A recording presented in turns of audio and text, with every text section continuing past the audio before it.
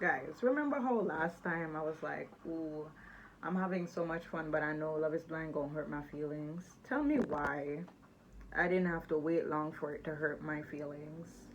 I am at episode 3 and I'm already hurt. Why? Why? Why? I had so much hope. But I knew better not to have hope, but I still hoped, and here I am disappointed. Why am I disappointed? Because what happened to common decency? What happened to, I had a good time, but you know what? I don't see myself going forward. We don't even have the decency of an explanation no more. Y'all, I'm getting too far into it. Let me take it step by step. I ain't gonna do a play by play because I watched these episodes a couple days back, so that like I can't give you all the details, but I'm gonna express the most pertinent points and express the grievances that I'm having. So the way that we started off episode 2 was with Antoine and Ali meeting. I wasn't surprised that they both liked how each other's look because Ali is a babe, Antoine is a handsome young man. So, there was no surprise there. I'm like, whoopee, whoopee, love to see that. Woo, woo, yeah. Then we have Madison and Joe talking, and some of these stuff might overlap with the next episode. I don't fully recall. Anyway, so Ali and Joe, they're getting along, they're vibing, they're really connecting on all the stuff. I remember the specifics of like the other stuff that they were talking about, but the most important part that came out in episode 2 was her expressing that, yo, I have an eye condition. I think is, what is it? I know it, retinosa pigmentosa, something like that. Let me just check the name real quick. Retinitis pigmentosa, right? And she was explaining that the disease, the way it's set up, persons could live all their life, at least all their youth, to like probably old age, and then develop blindness, or you can be very young and develop blindness. The point is, it's usually going to lead to blindness at some point if you live long enough. And in my opinion, Joe, listened and didn't react in a way that was hurtful or upsetting, and for him it didn't change his decision to go forward with her. And I don't remember if it was this episode or episode 3, but he proposed and she said yes, and they met in person. When they met in person, for Joe, it was a little hard to connect face and voice. In fact, he was saying like the voice even sound a little different. And I ain't gonna judge him because like, you ever talk to somebody on the phone and like their phone voice and their real voice, for some reason it sounds slightly different. It's not for everybody, it's just some people. Like sometimes I hear it with my mom. I think she have like a work phone voice versus an at-home voice. Or even back in the time when we was in COVID, I was taking online classes. When I met some persons like for the first time in real life, it took a little while to kind of put face and voice together. So I ain't blaming him, but he was like, she's a beautiful young lady and he's excited about getting to know her in the future. Madison could have picked up on the nervous vibes, but she was like, you know what, I hope that as time goes along, we get over that and become more comfortable. I'm like, yeah, I hope so too, sis. Anyway, that's it for them two. And the next set, those were the ones that bothered me.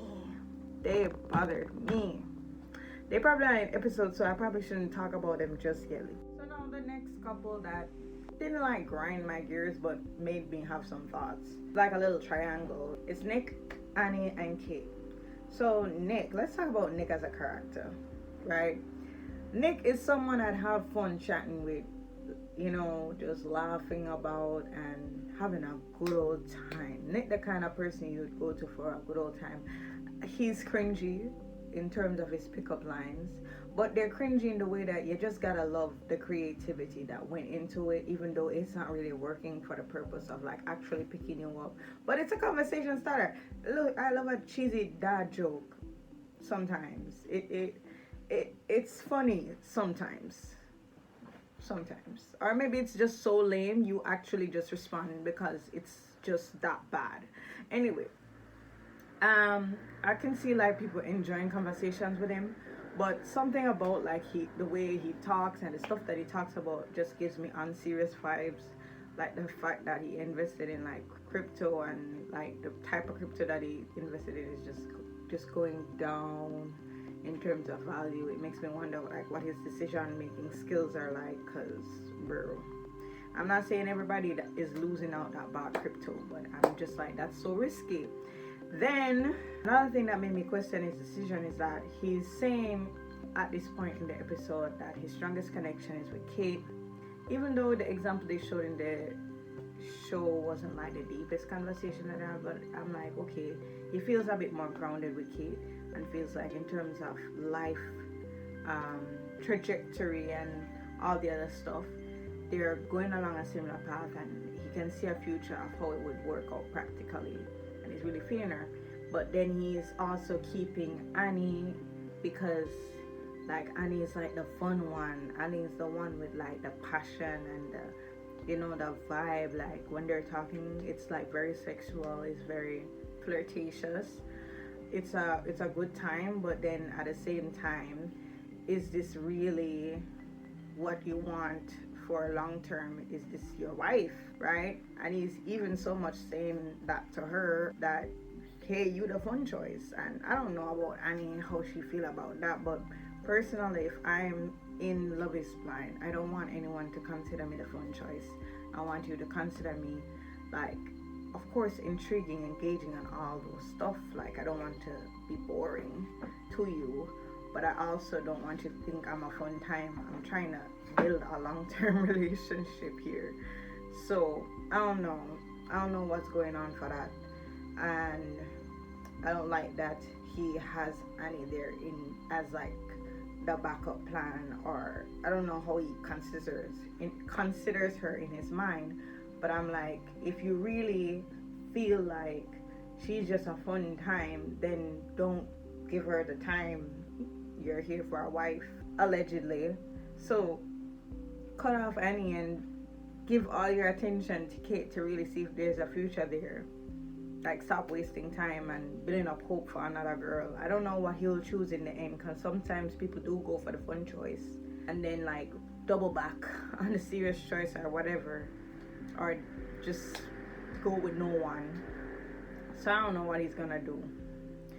The next thing is, after this couple, we see a scene with Edmund licking the floor. I mean, I don't even know what he was doing. He was kissing it at one point, but at the first point, it looked like he was probably licking the floor, tasting it. I don't know what the hell he was doing. You're too big for this, Edmund.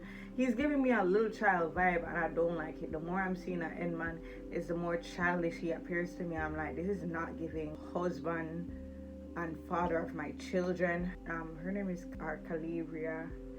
Oh Lord, let me just look at the name again and see if I can pronounce it properly. Cause it's a nice name, it's just different. And I don't want to keep saying it wrong. Calibria, I think it's pronounced. I know she can't see these scenes, but and probably when he's in the pods talking to her, he's giving very much mature. She also mentioned that she don't really like too much of the alpha kind of guys that want to like lead everything, and it's like my way or the highway kind of vibe. She kind of wants someone that's a bit more not unconventional, untraditional. I mean, not traditional, more modern. So that attracted her to Edmund. So I don't know, maybe she'd see all those stuff and it would deter her.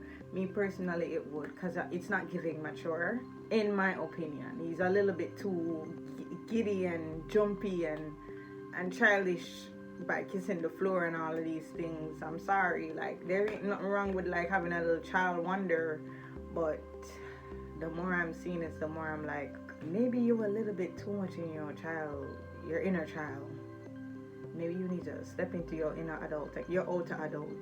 Now, another thing that I forgot that they talked about was that if you see me with this fart, it's because I'm eating cake. Let me put it down.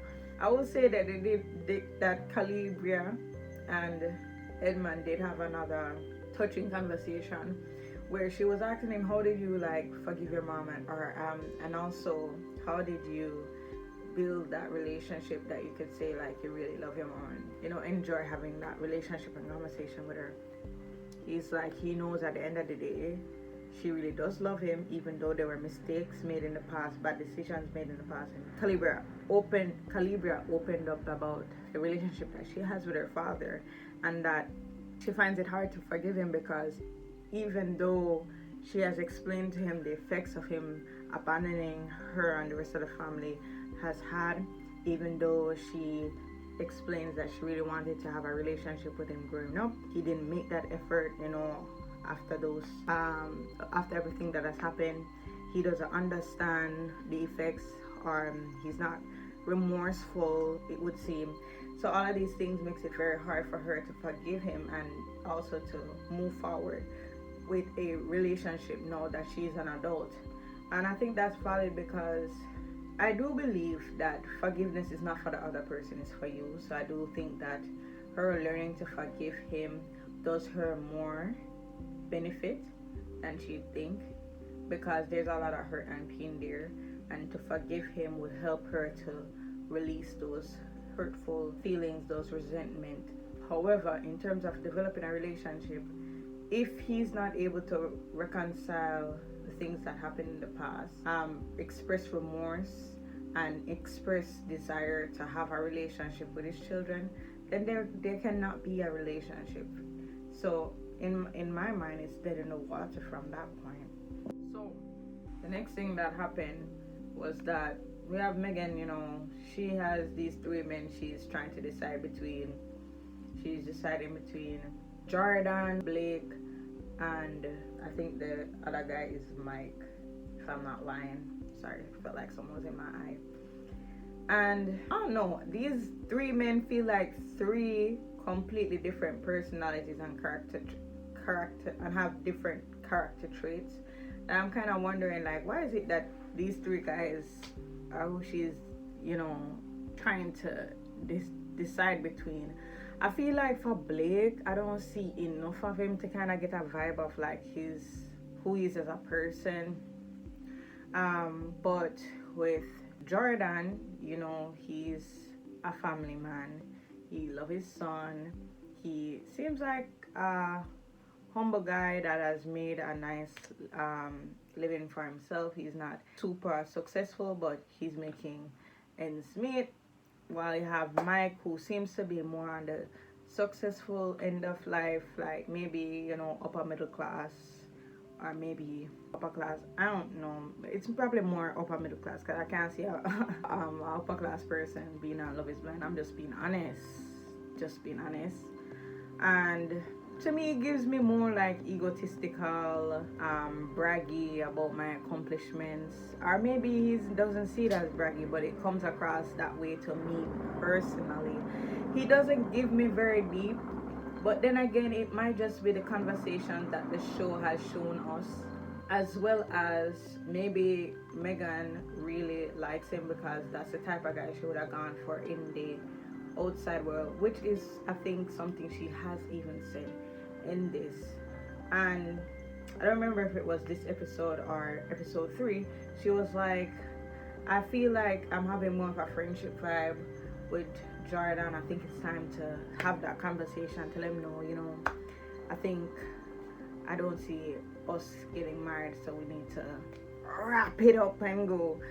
But when she went into the conversation and spoke with him, he was speaking about his son, the relationship, and so on. And she was like, wow, I was just about to count this guy out, and just hearing him talk about his son and the things that he cares about, it really just made me think twice about it. And I mean, like, it could be just like a maternal instinct on her part. It's just like, you like to see men that are so loving and caring towards children, and for her that's considering having children in the future, that's a trait she'd love to see. But I'm like, sis, if that's something you really want to do, this man has done a vasectomy. Is it reversible? So they say success rate varies. Actually, let me just look at the success rate of a vasectomy right now. Let's put that to rest, shall we? Alright, So this is the AI review answer because my camera go too deep. This is a Love is Blind review. We ain't doing like a proper medical research project. Relax. So they're saying that the patency rates can range from 71 to 97% and pregnancy rates from 30 to 76%. The best outcomes occurring within 3 years of the original vasectomy. So he didn't say when he had a vasectomy. I think he said his son is about 5 years old or so. But I don't know if he had the vasectomy around the time his son was born, sometime afterwards. But if it's within 3 years, and if the patency of the duct range from 71 to 97%, then there is a possibility that he can still be fertile and have biological children with, is her name Megan? I think it's Megan. I'm sorry guys, it's Megan. You can still have biological children with Megan if they choose to go forward, get married and have children. But I just think that they should also discuss, what if it fails? What happens then? What do we do as an alternative? If children is really something that you really want, are you open to sperm donation? Are you open to adoption? These are the conversations I want to see, and I'm just not seeing them. I feel like people leave these things to what if, and well, let's hope for the best case scenario. Can we just like explore the worst case scenario and how we plan to manage that, how we feel about those things? Am I okay with the alternatives? Will it make me upset? Will I want to divorce? Like all these things. I'd also want to explore, sir, you got a vasectomy. This is one of those methods that is considered like a long-term contraceptive method. It's also considered permanent or kind of semi-permanent because it has the ability to be reversed. If at the time you felt so strongly to do this procedure, how is it that now you're considering having more children? What do you really feel about having more children? Do you really want to have more children? We need to explore that and be fully sure, because I don't want a reluctant father. You might be all about your son is here now, but are you willing to have more children? Is that something you really want? Because he went all the way and got a vasectomy. Maybe he didn't really think about having more children at the time, but now older, he's like, I really don't mind having another child.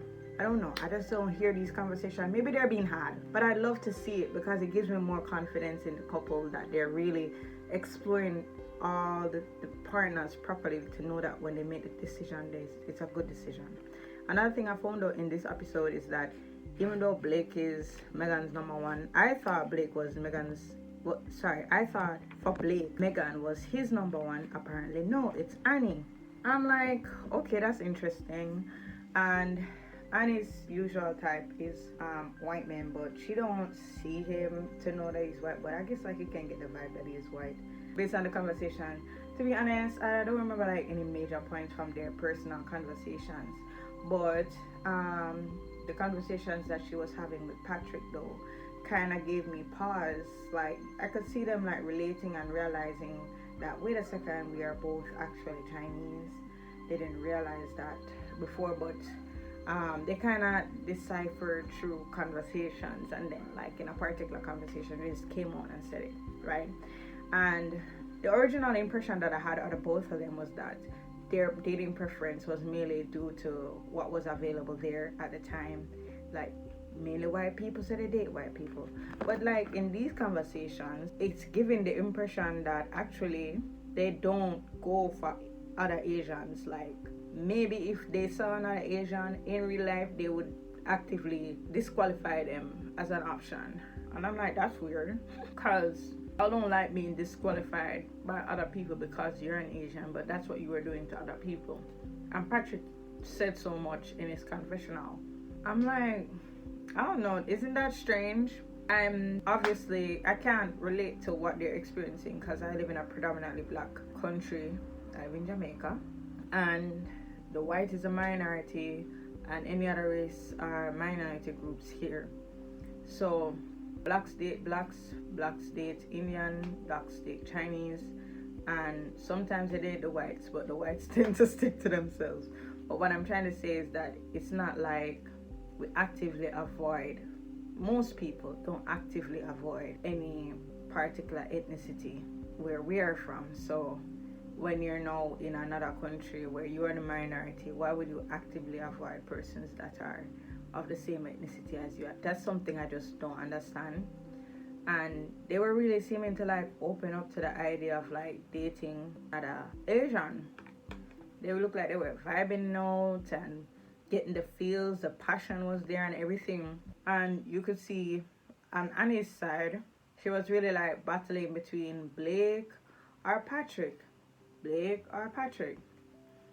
With Blake, as I said, I don't remember much of what they said, so I can't really gauge whether really and truly Blake is the better choice, but it seemed like for Annie, he's her top pick. I do think like with Patrick, the commonalities in how they were brought up goes a long way. The similar life experiences can go a long way, but I'm wondering if maybe that would have suited better for like a friendship. But even her said that she thought a similar thought, like, yeah, we'd be friends, we'd be good homies, but the more she talks to him, she's like, I want more than that. So there's obviously something deeper, and it has the potential to be deeper. All these things were going through my head and going through Patrick's head for sure. And he was super excited to talk to her the next time they were scheduled to talk. Only for him to go in the room and the room is dead silent, bro. He saying hello, hello, hello, wondering if his mic's working. He like, anybody there? He looking out the door of the room, he like, yo, I'm not hearing nothing outside. Probably talking to a producer. And the producer's acting dumb. But you know what? Who knows? Maybe the producers were none the wiser. But I'm like, the ones on the girl side should have known. Let me plug in this phone, sorry. The producers on the women's side should at least have known what was going down. Why nobody no talk to Patrick? I felt that was so hurtful, because like the man was properly confused, went back to the room. He's like, yo, I just got stood up for my date. She didn't show up. I didn't show up. Next thing you know, further on in the episode, Blake is like so excited to speak to Annie. Let's go. He goes there and same thing, radio silent. He comes back to the men's lounge and a producer is talking to him saying that Annie left. She skedaddled. I'm like, whoa, girl. I thought you was feeling them dudes. Why would you just leave like that? No proper goodbye, no explanation, no nothing. You just left like that. And I know that sometimes this experience can be like so intense, but I'm like, we don't have common decency no more. We can't say goodbye no more. We can't say I appreciated talking to you, but I feel like maybe me being so conflicted is a sign that I need to not make a rush decision. It's overwhelming and it's not you, it's me. What happened to that? Like nothing? Nada? I didn't appreciate that. I feel like that was so hurtful, and it obviously had an effect on Blake too, because he was like, peace out babes to Megan in his mind, because he didn't say nothing to her neither. Like, you experienced what this is like and then you did the same thing to Megan. I thought you was feeling her. I know that Annie was your top pick, but like, at least give Megan the decency of a goodbye. Like, come on. And now that Blake is gone, Megan is now left with Jordan and Mike. And I'm not really sure if both of them are good options, because Jordan is a decent guy, but I do have thoughts of him probably not being comfortable with the level of Megan's success. And fertility might be an issue in the future. Mike, in my opinion, comes across as a superficial guy, braggy type. Oh, I'm super successful. I'm older, but am I actually mature? Ooh, speaking of mature, I don't remember if it was episode 2 or 3. Edman, with his messy self, was like, any of y'all still keep in contact with a friend that you used to date? And Mike's like, yeah, I have this friend we used to date. Now I don't remember if he said she's married or she's in a serious relationship, but she still come by and use my jacuzzi and we hang. Like, maybe like on a weekly basis or something like that. And one of the guys was like, bro, you gotta stop that. Like, you're getting ready to get married. Like, you have got to cut that out. He's like, but we just friends. I'm like, nah. That was like such a big red flag in my opinion. I'm like, nah. I do believe that exes can make amends and be friends, but I feel like y'all, this like, I don't know. To me, it just, when I was hearing it, I was like, I don't know. I feel uncomfortable with this one. I don't like it. I don't like it. I don't like it. I don't like it. I want to be like, yeah, it's strictly platonic, but I don't know. I don't know. It didn't sit right in my spirit. I wouldn't be cool with that. I don't know. Something about Mike was rubbing me the wrong way. I wish I had like the words and like the analytical skills to pick it up. Maybe I need to see more. But right now I'm just thinking to myself, oh no, oh no, oh no. She's not left with these two choices. I feel like she's the type of person to be like, I'm just gonna pick one, and I really just hope she don't pick Mike, because that might give me a bad feeling, guys. He does. So at this point I'm gonna watch the rest of episode 3 and then let you guys know my thoughts, and then we wrap up this video. This show has so many people, y'all, and I am forgetting their names. But anyway, right now in the show we at Annie and Brennan, and like, honestly, it feel like Annie is fishing for like words of affirmation as well as confirmation of how Brennan feels about her.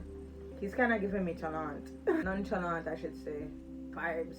Like, it's cool, but it's not giving me, I love you, you are the one, I wanna make you mine, I see a future with you, you are the one I'm walking out this experiment with. He's not giving that vibe. He's giving like, yeah.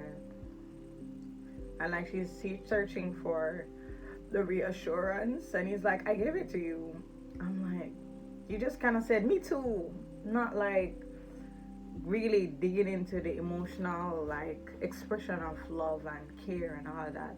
I ain't saying you have to say I love you, because maybe you're obviously not feeling that level deep, but I'm not getting any emotion. And then but she's like, he the best pick. I'm like, for real, girl, like maybe you need to wrap this up then. Maybe that clip was like on day 3, maybe. I don't know how far along they're in the process, but I'm just like, that's your best pick. And then the next one is Nick, who just be like, you the fun option. I don't think you got no good picks here, Annie. Wrap this up. I just remember like this conversation. It's all coming back to me as I replay it. Man's talking about he can hear himself calling Annie's name in bed, like while they're like sleeping together. I'm just like, Annie, this is not giving you my husband. This is giving you a fun time. Wrap this up. Yo, what the hell am I watching, yo? I just get so mad sometimes. Tell me why Nick dropped the L-bomb on Kate, but then few minutes before, or whatever the order of things was, he was having sexy talk with old girl Annie, talking about how we gonna think about her tonight. Come on, no. I'm like, if, as I said earlier, Nick, if you see your strongest connection is Kate, stop being Annie along. Tell a girl you a fun time, but I'm trying to find a wife, and I don't think that's what's gonna happen here. Talking about, I could move to your place because my work is flexible, when he's talking to Annie, giving her the hopes that, ooh, you know, he's so, you know, committed to what we can build. He could see himself living with me in my place, hypothetically, but really and truly, his stock is with Kate. It took me a little while, child. I'm telling you, so many people in this thing. It's like, oh, after you said all of this, you know, I'm really falling for you, really and truly. Not yet at a place to say the L word, but I really like you, really care about you. You better not be thinking about anybody else tonight. I don't know if Nick gonna do that, because he was already hyping himself up, saying, I'm gonna think about you tonight, Annie. I don't like it, personally. I guess he's like really trying to give both persons his full everything of the experiment, but I'm like, Once you're at a place that you can say I love you to someone, you need to drop all the other ones them away. Give them the I'm sorry, but let's just be friends. Stop wasting time. Can't have you talking to girls and flirting with them after you told me you love me. No. Unacceptable behavior. So guys, what I just watched was Edmund and Calabria. Y'all, I was saying it wrong the whole time. Calabria. They were on their proposal day, and of course they said yes, but just breaking it down as usual.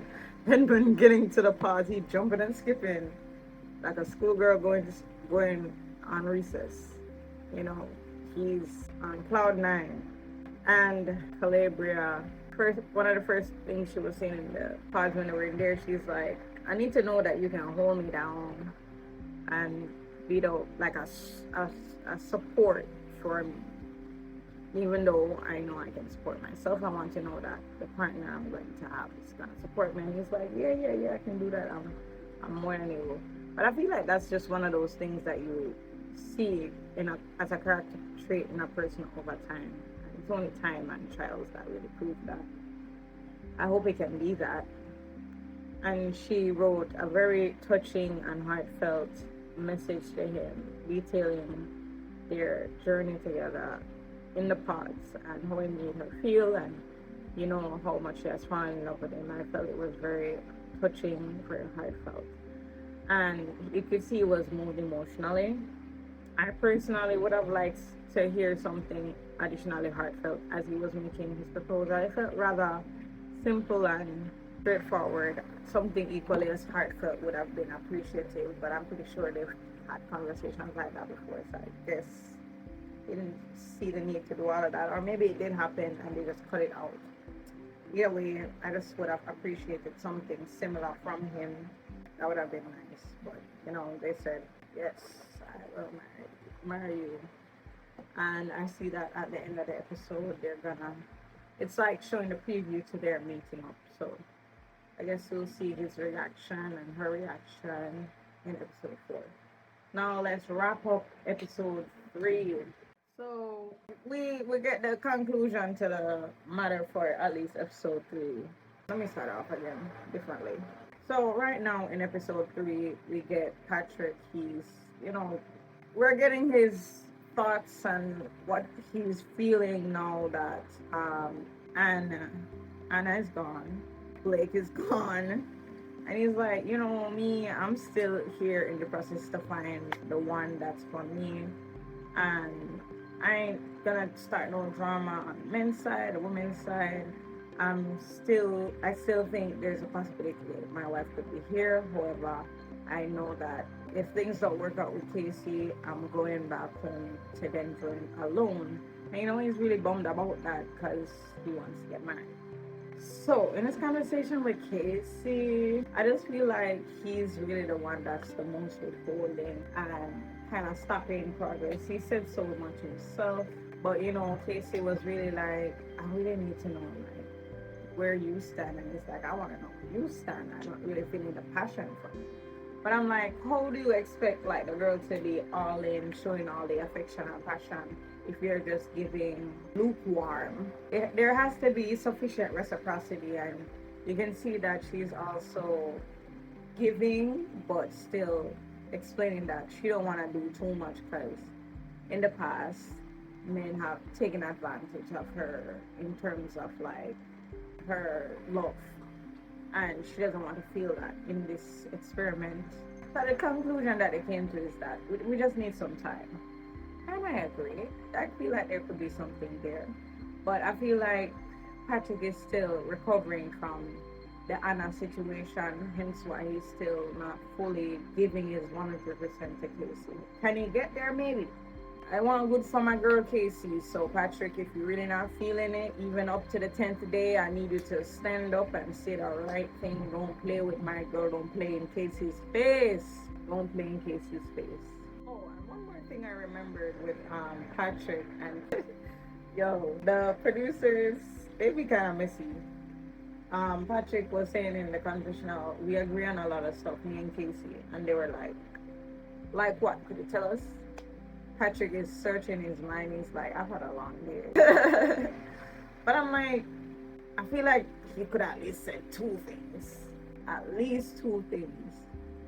Or maybe this was really early on in the experiment and he might just be confusing some information with some other girls that he was talking to. Even though we know his top one was Anna and two was Casey. We don't know if he was talking to a 3 or 4 or 5.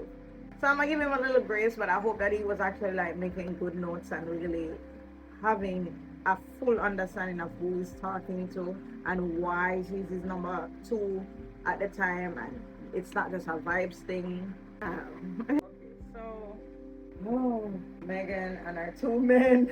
So she had a talk with Jordan, and they're kind of like piecing together what a life would be like together, and they're agreeing on like the stuff that they want to see like in a normal healthy relationship.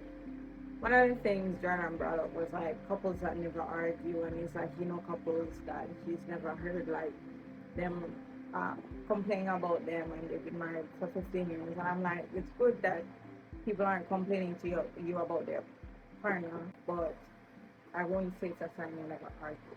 I'm on this thing. I wouldn't say it's a sign that they never argue. Rather, it could just be a sign that whatever arguments that they do have, they are able to work through them in a way that's respectful and not hurtful to the other individual. And even when it does happen to be hurtful at times, they are able to forgive, apologize, and make amends in a healthy way. So I don't think you should go into it thinking you're never going to have disagreements. Or maybe that's the word, like they're not okay, they're not against like having disagreements, but they don't want to like be arguing in a way that's like volatile. And they left the conversation feeling really good. Jordan's back in the men's lounge, spilling the beans, saying he's drunk on love and all of that. I don't know if he knows Patrick is the guy that's talking to Megan as well. But Patrick is like, I know too much now. Like, I know what's going on with you and Anna.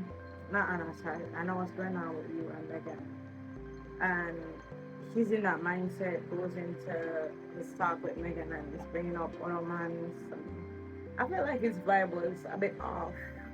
I know that like it kind of throws him off being there, hearing in the men's song Jordan talking about how he feels about Megan and all that. The vibes that they're having, it kind of might make him feel in some ways insecure and uncertain about where he stands with Megan. And he was trying to clarify that. But I think the way he went about it probably threw her off more in an opposite direction. And I think that in Love is Blind, people need to not make the connections that they experience with other persons or the person that they're talking with is experiencing affect the relationship that they're having. I mean, be mindful of it, but you might just bring unnecessary confusion, in my opinion. Focus on the relationship that you're having, like put on blinders in a way and focus for these 10 days, not make the drama affect your evaluation of the person. I mean, maybe it actually should. If the person is just messing you around in your life, but don't let it be the biggest determinant. Like put everything together and make a informed decision. And she was saying like, Patrick, we have a good time, but something about you remind me of my exes, and I really want Megan to dig deep into that. I really want Megan to dig deep into what about Patrick reminds her of her exes, both the good and the bad, because this is very important if you want to make sure you're not making the same mistakes in future relationships. Anything that you're doing in life, if you're doing the same thing each time, you're gonna get similar results. So therefore, you have to do something different. And Patrick did make a good point where like I could have similarities that are positive. It doesn't always have to be the negative stuff. But if she doesn't realize what about him that's reminding of her ex, then she won't know if it's a positive similarity or a negative similarity, or if it's both. Is the positive outweighing the negative? If it is the thing, it's gonna be deal breakers. Like, come on, you too old to like be this confused. Like, come on, what y'all doing in the pods these days? I don't feel like there's enough analysis of the characters, and maybe she is doing it, but the feelings are getting in the way. I don't know. They're already upsetting me. I'm at episode 3, guys, and they're upsetting me. But this is the end of the reaction. If you guys enjoyed it, please like, comment, and subscribe. Let me know your thoughts. No spoilers, please. Like, I realize I have a lot of channels that I follow that watch Love is Blind as well, and the titles themselves be kind of spoilery. And I ain't even watched the video. So I'm gonna need y'all to chill out. Chill out with the spoilers, please. Alright, guys. Next time with Life with Ariel and Shy. Check out our Instagrams, please.